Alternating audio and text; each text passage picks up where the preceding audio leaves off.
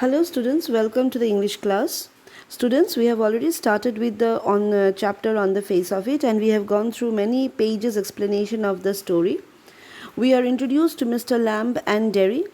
We have seen that how Mr. Lamb is trying to transform Derry from a person who looks life into a negative way to a person who has a positive attitude towards life, right? We are seeing two poles apart from this Mr. Lamb and Derry and how they are very much similar to each other. Okay, both of them are physically they are disabled, but the way Mr. Lamb sees his disability and the way Derry looks at his disability is completely different. Okay, and thereby we find that Mr. Lamb understanding or comprehending Derry's pessimistic attitude, how he is trying to change Derry as a person, right?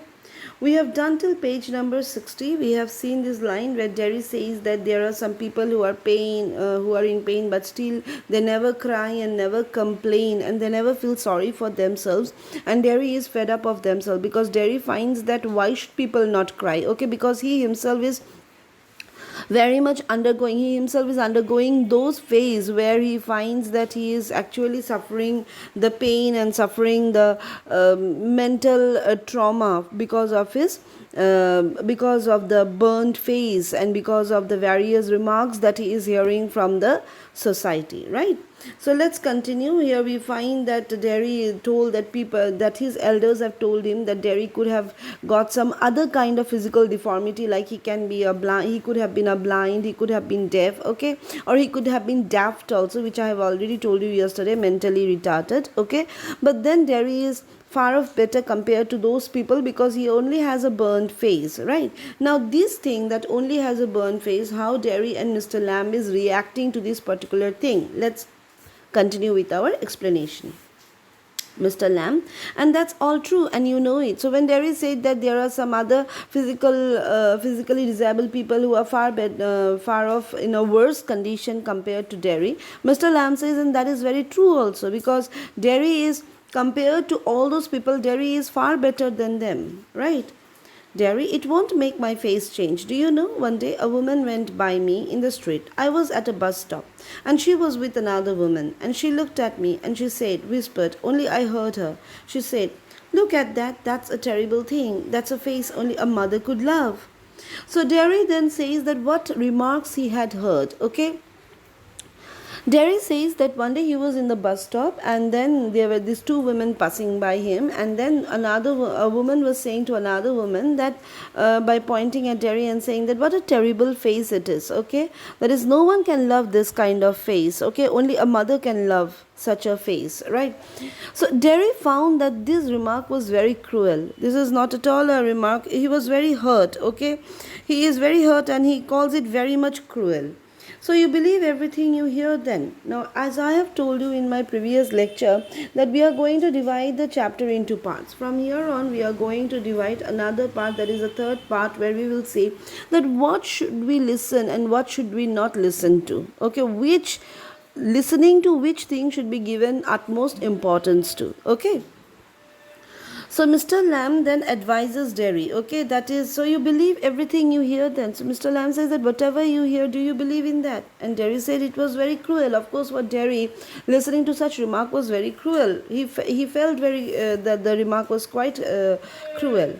Maybe not meant as much, just something said between them. So Mr. Lamb said that maybe they did not mean it in that manner. Maybe they were just having a conversation between themselves and they just told this. Derry, only I heard it. So Derry said, because I have heard this. Okay, he had heard the conversation and so therefore he is very hurt. Mr. Lamb, and is that the only thing you have ever heard? Anything and anyone say in your life? And Mr. Lamb says that this is the only thing. Actually, what happens is, that whenever we are listening to, we listen to so many people, so many things, isn't it? But when anyone says anything, very cruel remark to us regarding us, we have the tendency of keep remembering those remarks, but we never remember those remarks where someone had praised us, or we never try to keep hold of those things which is very good to listen to. Okay, we always tend to preserve things where we find that those are negative things, okay, negative remarks. So Mr. Lamb says that, is this the only remark that you have ever heard in your life?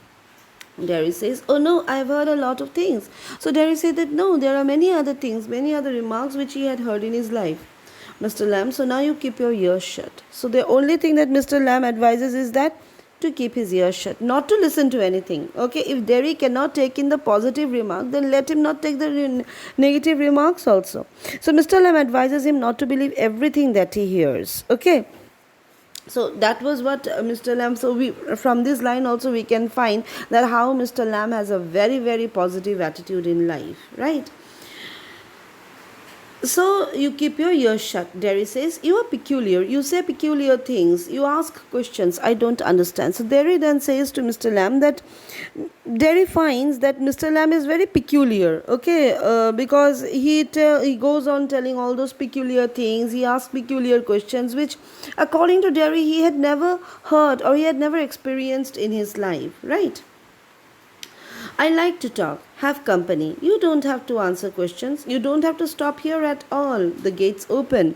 So Mr. Lamb then says that he loves to be in this garden. He loves to be near people. He loves to hear things. Okay, he loves to welcome people in his garden.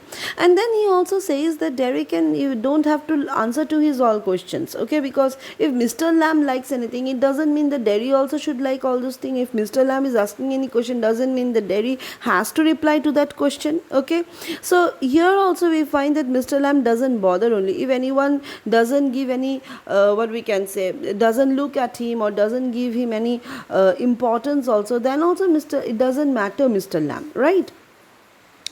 Now, so there, Mr. Lamb says that the gate is open, so you can easily go. Now, you see here we are getting the sense of the transformation that has taken place in Derry. Okay, Derry, when at the beginning of the story, when he came into the garden, when he entered the garden, he told that he cannot stay here. He has to move on. Okay, he has to go away. But Mr. Lamb says that why? It's me only. You can stay here. The gate's open. The garden is open to everyone, right?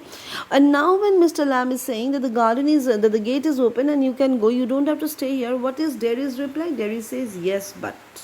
This but is important. Okay, yes, but means Derry knows that he can go, but means there is a hesitation.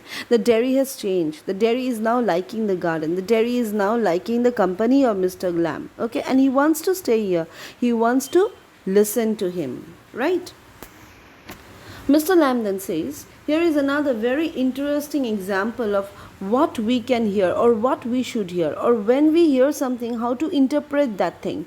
Okay, just like when we see something, how to interpret it. At the beginning, when Mr. Lamb told that there are so many interesting things to see, and Derry said that yes, like my face, and Mr. Lamb said that why your face? There are beautiful sunflowers and bees and birds and apples and so many things. So why should we not see those things? So that is the how we should look life at, or how we should look the world as. Okay.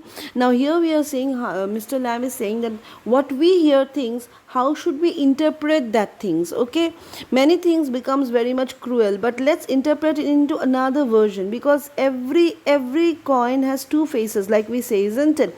Don't believe only on one side. There is another face also. There is another meaning also beyond that face, and that we have to understand, and that we have to realize. So Mr. Lamb says, I have a hive of bees behind those trees over there. Some hear bees and they say bees buzz. But when you listen to bees for a long while, they hum. And hum means sing.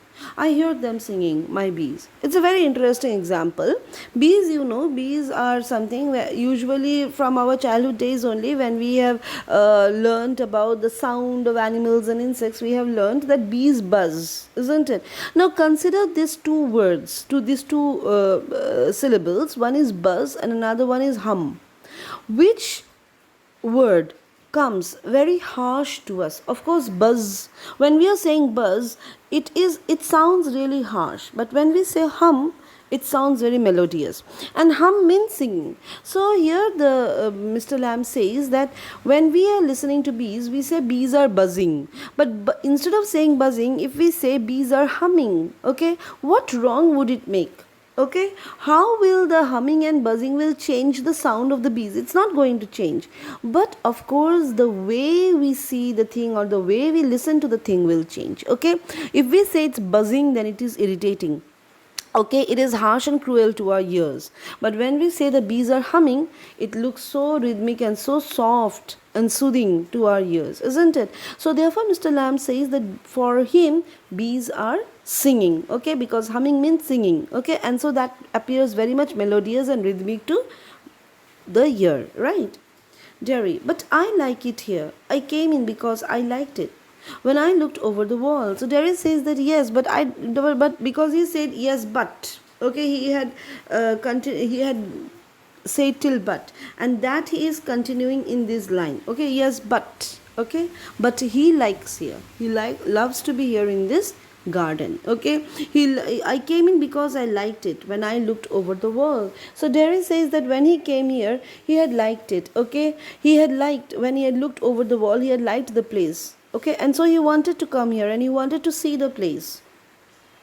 If you'd seen me, you would not have come in. So Mr. Lamb says that yes, you came in because you thought that the garden is empty. Okay. If Derry would have seen that Mr. Lamb is there in the garden, then Derry would not have come. So Derry said that of course not. No. Mr. Lamb said no. So Mr. Lamb is asking that is it so? It would have been trespassing. So Derry says that of course why should I come? Because it would have been trespassing, because this garden belongs to Mr. Lamb, and without his permission entering his property will be a kind of trespassing. Mr. Lamb, that's not why. So Mr. Lamb says it's completely an excuse. That is not the reason. Trespassing is not the reason why Derry would not have come. Derry could have easily gone to the gate and said that, excuse me, sir, can I please visit your garden and see your garden? Okay, he could have actually asked that, but no, he said trespassing. Okay, so that is not the real reason. That's completely an excuse. So Derry says, I don't like being near people. When they stare, when I see them being afraid of me. So Derry then tells the real truth. Okay, for him it is not because of trespassing, because Derry doesn't want to be along with people. He doesn't want to stay with people. Okay, he wants to avoid them because he had seen that people are avoiding him and people are scared of him. So he also wants to avoid people. Mr. Lamb, you could lock yourself up in a room and never leave it. There was a man who did that. He was afraid, you see, of everything. Now here Mr. Lamb is again giving another kind of very interesting example. Okay, so what is that? So Mr. Lamb says that Derry could have locked himself. Okay, he can lock himself and he can just not allow himself to go out, right? So Mr. Lamb gives an example of a man who once had locked himself inside the room. He never wanted to venture outside his room. Okay, there was a man who did that. He was afraid, you see, of everything. So there was this man who was afraid of everything. Everything in this world. A bus might run him over, or a man might breathe deadly germs onto him, or a donkey might kick him to death, or lightning might strike him down, or he might love a girl and the girl would leave him, and he might sleep on a banana skin and fall, and people who saw him would laugh their heads off. So he went into his room and locked the door and got into his bed and stayed there. Okay, so what did this man do? Lamb starts telling him a story about a man who was afraid to die. He feared each and everything and locked himself in a room. Okay, because he was afraid of the bus outside, of girls, of falling in love with a girl, or the girl betraying him, and then he was afraid of slipping over a banana peel. Okay, and people laughing over him. Okay, so he was afraid of each and everything. So what did this man do? He went inside his home and he locked himself in the room. So Derry asks, forever? Means forever he locked himself inside the room. And Mr. Lamb said it was for a while. Because then Derry asks, then what? Then what happened? Then Mr. Lamb says, then an unfortunate thing happened. What happened? The picture fell off the wall onto his head and killed him. Okay, so Mr. Lamb says, unfortunately, the man died because a picture fell off the wall on his head. Okay, so this is the thing. Okay, that is this man who was so very much afraid of the outside world locked himself inside. But the death is not like, death will not come only outside, death can come inside also, and misfortune can come inside the room also. So, and that only happened, the man who locked himself inside and thought himself to be very safe onto his bed, the picture on the wall fell onto his head and he died. So of course, means if you would have went outside and enjoyed the world outside, then this misfortune would not have come, right? And then what happened? Derry laughs a lot. Okay, so Derry laughs a lot at the story. Now through this story, Mr. Lamb wanted to show Derry that one cannot hide oneself or shun society just because of some fear. Okay, one should enjoy life as it comes, and that is the positive side of life, and that is what the attitude of every people should be there upon one's life, right? Student, I have explained till this much. Derry laughs a lot. Okay, today I am keeping the explanation till here. Okay, we have done till here. From tomorrow we will start from the next thing, that is Mr. Lamb says you see. Okay, and just explaining the way we should look life at, or explain the way in which Mr. Lamb will explain to Derry how we should handle the life. Right? Students, I hope you have understood till this much. You have gone through the previous video lectures also, the PPT also. Okay, please go through this video lecture also. See if there is any doubt, please underline that and clarify your doubts from me. Right? Thank you, students. Study well.